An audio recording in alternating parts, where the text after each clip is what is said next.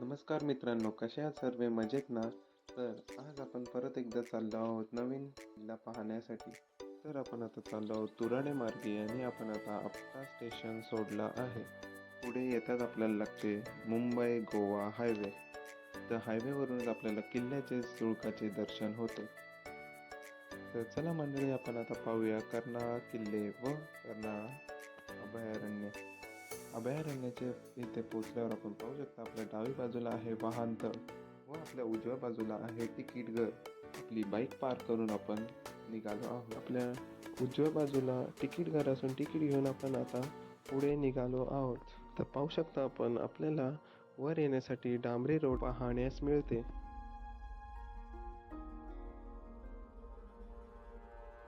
उजवी बाजूला आपण पाहू शकता, आपल्याला लागते मोठमोठे पिंजरे. या पिंजऱ्यात आपण पाहू शकता कॉकटेल हा प्रजातीचा पक्षी आढळतो. कॉकटेल या पक्ष्याला कोकाटेल असे सुद्धा म्हटले जाते. या कॉकटेल पक्ष्याचा थोडक्यात सांगायचं झालं तर, कॉकटेल हा मूळचा ऑस्ट्रेलियाचा रहिवासी आहे. कॉकटेल टोटिंग कुटुंबातील लहान सदस्य असे आहे. मोर हा भारताचा राष्ट्रीय पक्षी आहे आणि त्यांच्या नराला मोर असे म्हणतात. तर मित्रांनो, तुम्ही पाहू शकता, आता आपल्यासोबत आहे बॅग आणि आपलं लाडकं हेल्मेट आणि आपण आता गड चढायला सुरुवात केली आहे. तर वर चढताना आपण पाहू शकता सिमेंट व दगडाने बांधलेले या पायऱ्या व पुढे आल्यावर आपण पाहू शकता पुन्हा एकदा आपल्याला लागते दगडाने व झाडांच्या मुळाने बनलेल्या या पायऱ्या. अशा प्रकारे आपल्याला नैसर्गिक वाट जी पाहण्यास व अनुभवण्यास खूपच अप्रतिम असे वाटते. पुढे आल्यावर आपण पाहू शकता, आपल्या डाव्या बाजूला बसण्यासाठी सुंदर असं लोखंडी बाकड्यांचा उपयोग केला आहे. तसेच आपल्या उजव्या बाजूला सुद्धा पाहण्यास मिळते. पण आपण विश्राम न घेता पुढे चालत राहणार आहात ना सोबत मंडळी? तर चला आपण पुढच्या वाटचालीला सुरुवात करू.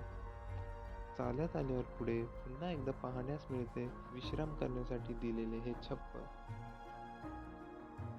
पण आपण विश्राम न करता पुढे चालत राहणार आहोत.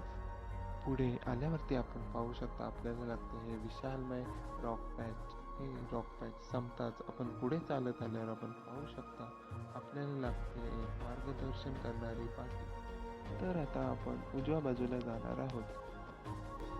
थोडेसे वर येताच आपण पाहू शकता किल्ल्याच्या शुल्काचे दर्शन होते. अजून थोडे पुढे चालत आल्यावर आपण पाहू शकता हे सुंदर असे पुरातन मंदिर. देवांचे व देवींचे दर्शन घेऊन आपण पुढे चालत राहणार आहोत.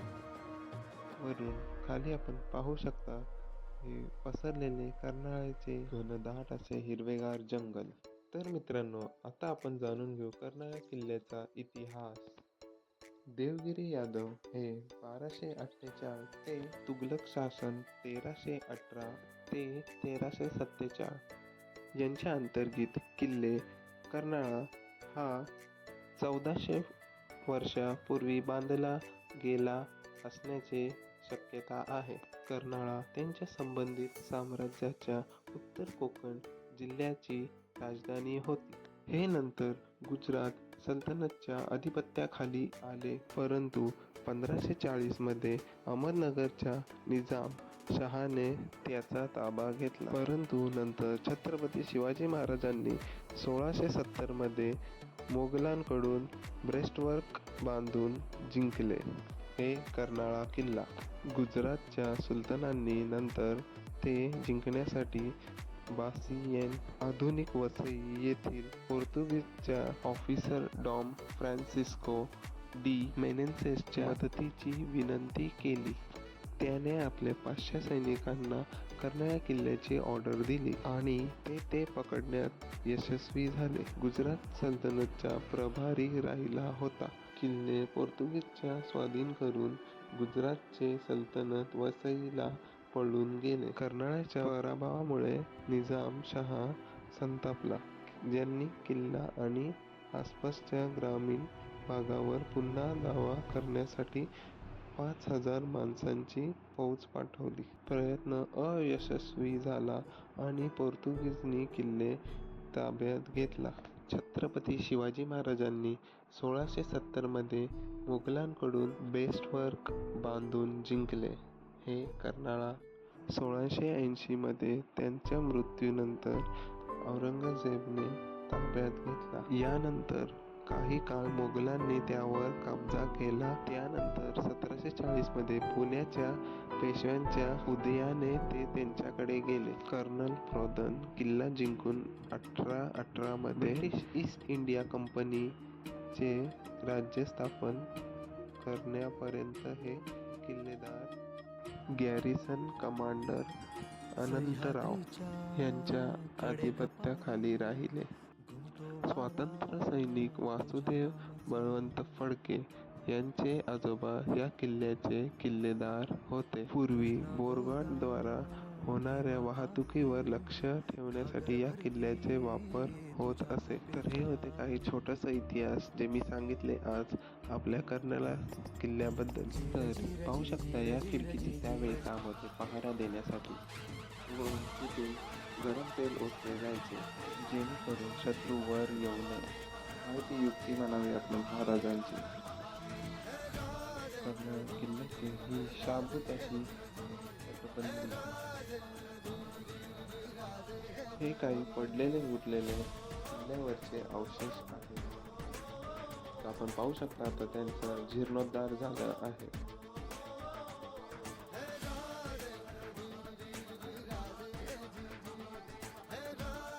त्या काळी या पाण्याच्या टाकीचे काम पाणी पुरवण्यासाठी वापरायचे. त्या काळी किल्ल्याचे हे ठिकाण किल्ल्याचे पहारेदारासाठी वापरण्यात येत असे.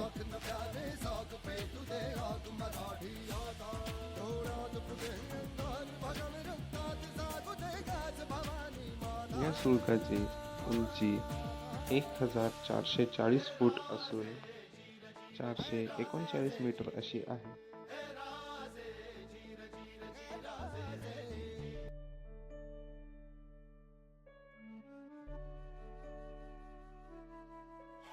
कोटीचं स्मारक बांधणार आहेत महाराजांचं. इतका मोठा पुतळा असला आपल्या राजाचा, आपण आपल्या राजाला डोळे भरून नीट पाहू पण शकणार नाही. खरंच रे.